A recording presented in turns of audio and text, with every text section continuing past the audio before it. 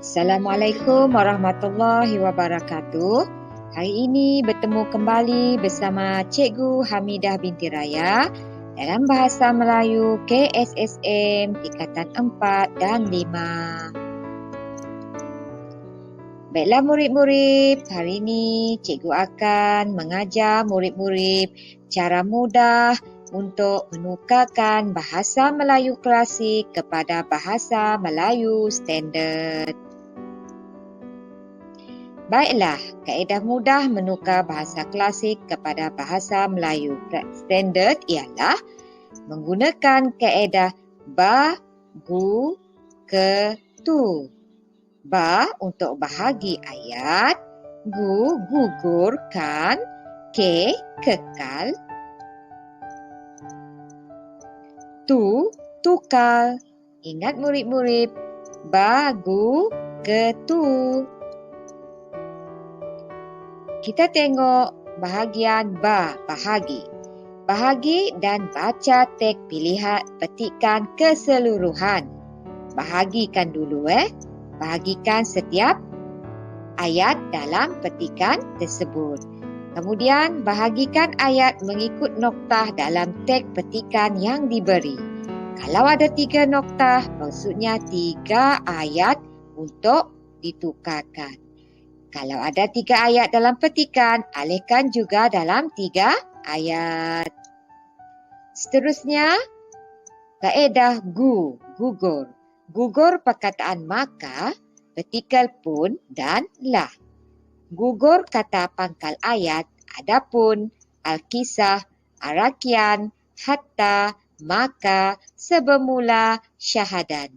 Okey, semua ini boleh ditukar menjadi perkataan alkisah, kisahnya, hatta, hingga, maka, lalu, syahadat, lalu atau selanjutnya.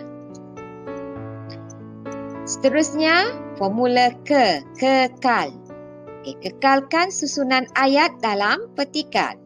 Contohnya, maka ia pun pergi ke rumah seorang kaya. Lalu, dia masuk ke rumah orang berada. Maksudnya susunan itu dikekalkan. Bahasa istana dikekalkan, titah, beradu, bersiram, gering, santap. Kekalkan kata ganti nama diri, hamba, patik. Seterusnya, kekalkan juga tanda baca, tanda yang mempunyai pembuka kata, penutup kata, tanda soal, tanda koma. Bilangan ayat mesti sama dengan teks asal. Contoh, maka ia pun fikir di dalam hatinya, dialah gerangan hulu balang Ratu Melaka yang bernama Laksamana itu. Okey, ditukarkan menjadi lalu dia berfikir di dalam hati, benarlah hulu balang Ratu Melaka di hadapanku ialah Laksamana. Maksudnya bilangan ayat 1 jugalah bilangannya mengikut yang asal. Okay, kekalkan nama watak dan tempat. Nama Ketalasari, Laksamana, Ratu Melaka, Hulu Balang, di Melaka, kekalkan. Okay, seterusnya, kekalkan jawapan mestilah sama bentuknya dengan soalan dari segi pemerengganan. Contohnya, setelah 42 tahun lamanya Sultan Muzaffar Shah di atas kerajaan, maka baginda pun mangkatlah. Contoh, setelah 42 tahun Sultan Muzaffar Shah memerintah, baginda mangkat. Maka anak anda baginda yang bernama Raja Abdullah itulah menggantikan kerajaan ayahanda baginda. Gelar baginda di atas kerajaan Sultan Mansur Shah. Umur baginda tak kala naik raja itu 27 tahun. Okay, baiklah.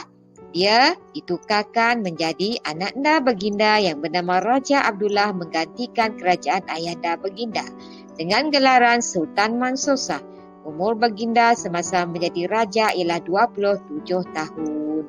Sama saja bentuknya dengan soalan.